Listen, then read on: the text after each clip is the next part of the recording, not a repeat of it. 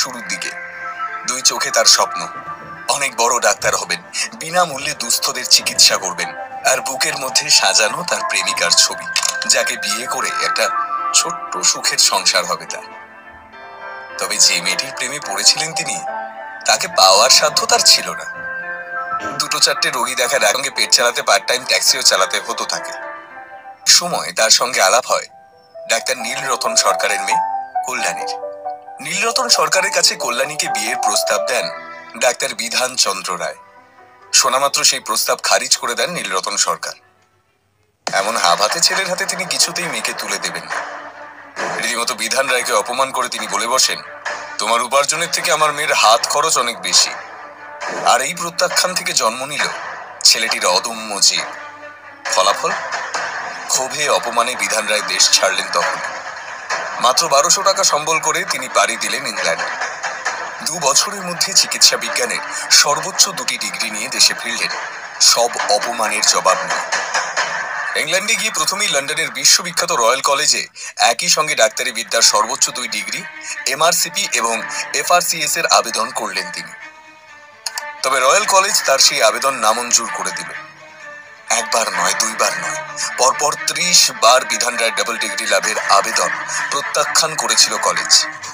কিন্তু বিধানচন্দ্র রায় তো নাছোড়বান্দা, অবশেষে তার জেদের সামনে মাথা নত করতে হলো রয়্যাল কলেজকেও।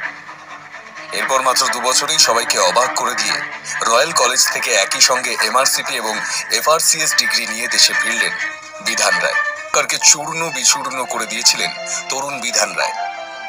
পরে ডাক্তার রায় পা রাখলেন রাজনীতিতে। ক্রমে পশ্চিমবঙ্গের মুখ্যমন্ত্রী আসনেও বসলেন। কিন্তু আফসোস, বিধান রায়ের এই উন্নতি নিজের চোখে দেখে যেতে পারেননি নীলরতন সরকার আর কল্যাণী। তার কি হলো? তার কোনো খোঁজ আর পাওয়া গেল না কোথাও। সত্যি কি কল্যাণী বলে কেউ ছিলেন? যদি থেকেও থাকেন, তাহলে সেই কল্যাণীর শেষ অবধি কি হলো?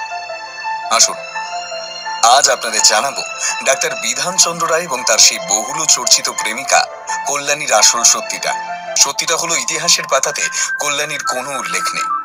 আর এখান থেকে জন্ম নেয় একটি প্রশ্ন, আদৌ কি কল্যাণী বলে কখনো কারো অস্তিত্ব ছিল, নাকি কল্যাণী শুধুই লোকমুখে প্রচলিত কোনো কাল্পনিক নারী চরিত্র?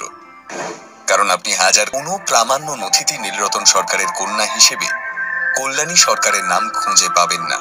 সরকারের 5 মেয়ে এবং 1 ছেলে। নলিনী বসু, অরুন্ধতী চ্যাটার্জি। রুজভেল্ট নগরে সেনা ঘাঁটি গড়ে তুলল মার্কিন সেনা। বিমান ঘাঁটি, সেনানিবাস, সেনা হাসপাতাল সবই ছিল সেখানে। গঙ্গার ধারে নদিয়া জেলায় 45টি গ্রাম নিয়ে গড়ে উঠেছিল বিরাট এক নগরী। এই নগরী কিছু কম ছিল না তার। সেই সময় মহাত্মা গান্ধী বিধান রায়কে উত্তরপ্রদেশের মুখ্যমন্ত্রী পদ গ্রহণের জন্য অনুরোধ করেন। কিন্তু পশ্চিমবঙ্গ ছেড়ে আর কোথাও যেতে চাননি বিধান রায়। তাই 1948 সালের 23শে জানুয়ারি বাংলার প্রথম মুখ্যমন্ত্রী হিসেবে শপথ নিলেন বিধানবাবু। মুখ্যমন্ত্রী হিসেবে দায়িত্ব গ্রহণের পরপরই নগর পুনর্গঠনের উপর জোর দিলেন ডাক্তার রায়। কলকাতার উপকণ্ঠ 5টি নতুন শহর, দুর্গাপুর, সল্ট লেক, কল্যাণী, অশোকনগর, কল্যাণগড় এবং হাবড়া বানিয়ে ফেললেন তিনি। এদের মধ্যে কল্যাণী ছিল প্রিয় শহর। তাই কল্যাণীকে ডাক্তার বিধানচন্দ্র রায়ের মানস কন্যাও বলা হয়। কলকাতার দূষণ থেকে দূরে একেবারে ছবির মতো সাজানো এই শহর, যেখানে থাকলে মানুষের কল্যাণ হবে। আমার বেকারত্ব এবং উদ্বাস্তু সমস্যার সমাধান করেন তিনি। সাধারণ মানুষের চিকিৎসার জন্য RG Kar medical college, Jadavpur TB হাসপাতাল, চিত্তরঞ্জন সেবা সদন, কমলা নেহেরু হাসপাতাল, Victorian motors, saint royal, this medical গ্লুকোনেটর এর মতো সংস্থা বাংলায় এনে তিনি বেকারত্বের সমস্যা ঘুচিয়েছিলেন। তবে শুধু শিল্পই নয়, রাজ্যের সংস্কৃতির ক্ষেত্রটাকেও একা দায়িত্ব নিয়ে সামলেছিলেন বিধানবাবু। চারুকলা বিষয়ক বিভিন্ন একাডেমির সূচনা ওনার আমলে। সত্যজিৎ রায়ের পথের পাঁচালী শুটিং যখন টাকার অভাবে আটকে গেছিল, তখন বিধানচন্দ্র রায় সরকারি সাহায্য প্রদান করেছিলেন সত্যজিৎ বাবুকে।